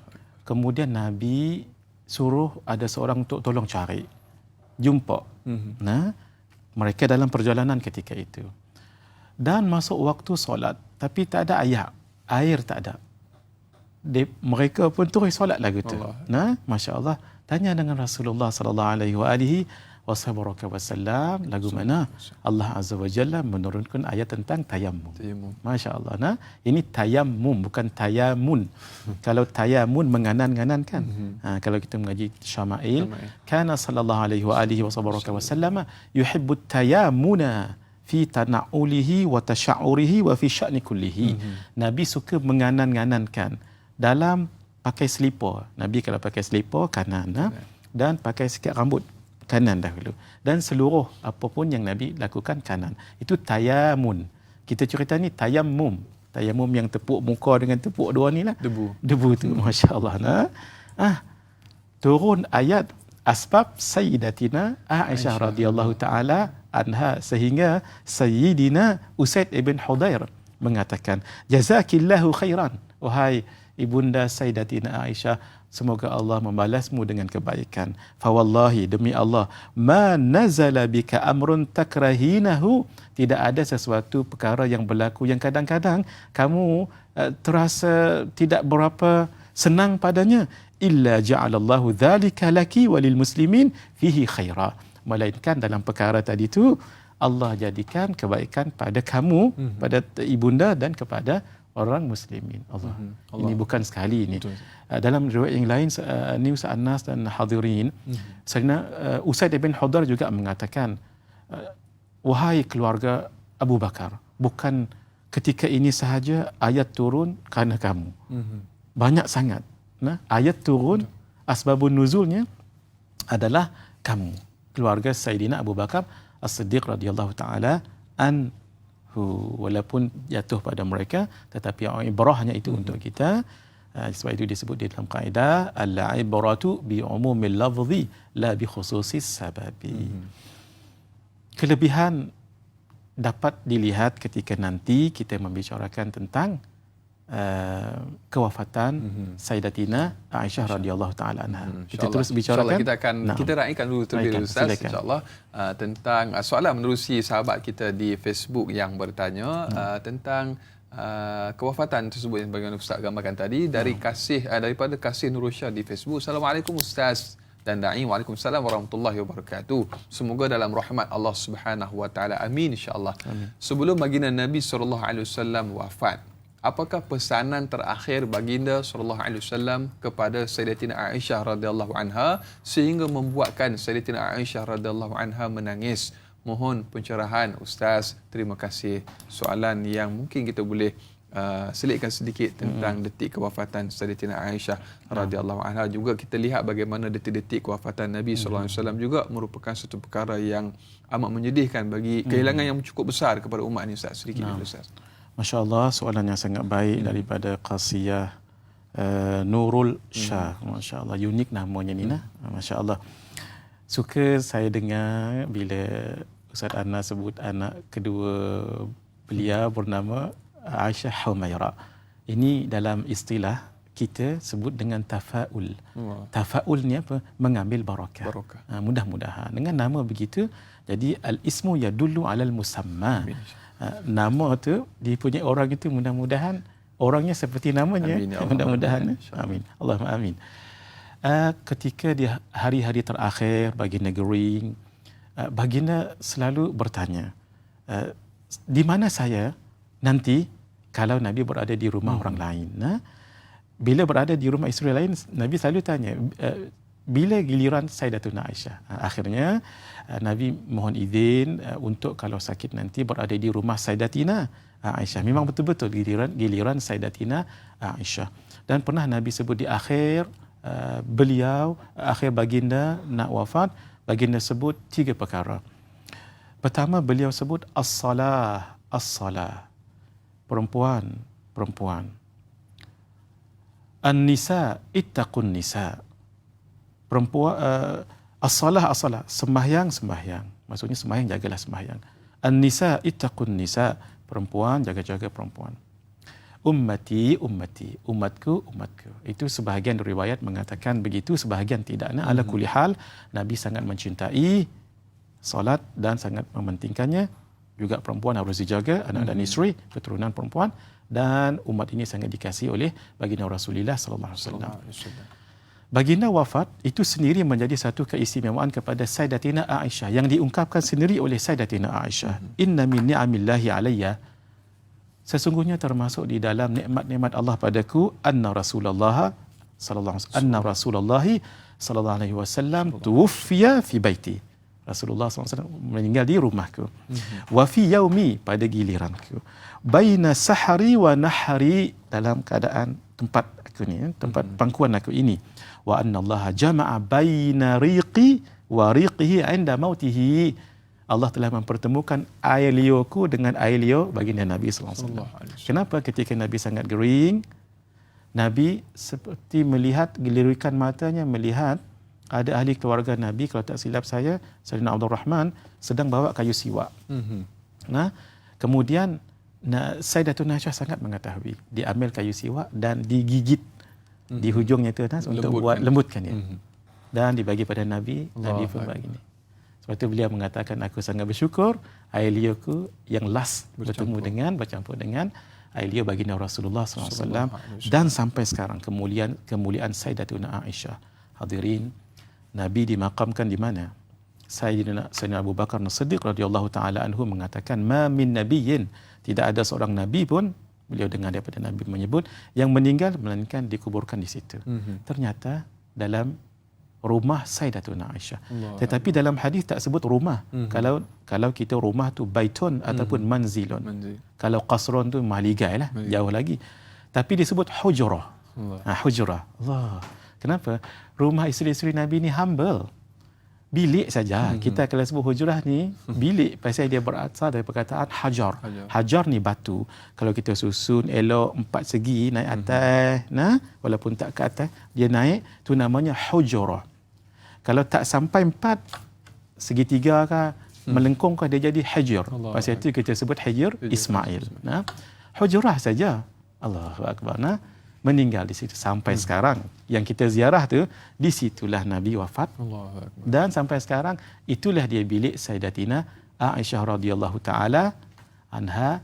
Allah muliakan Sayyidatina Aisyah sehingga akhir kewafatan baginda Rasulullah sallallahu alaihi wa alihi wasallam. Dan sampai sekarang kalau kita ziarah Nabi di Madinah, itulah dia bilik ataupun rumah Sayyidatina Aisyah radhiyallahu taala anha. Mudah-mudahan kita mendapat pengajaran dan iktibar daripada sekelumit saja sebenarnya cerita sosok tubuh yang sangat mulia dan agung Sayyidatina Aisyah radhiyallahu taala anha.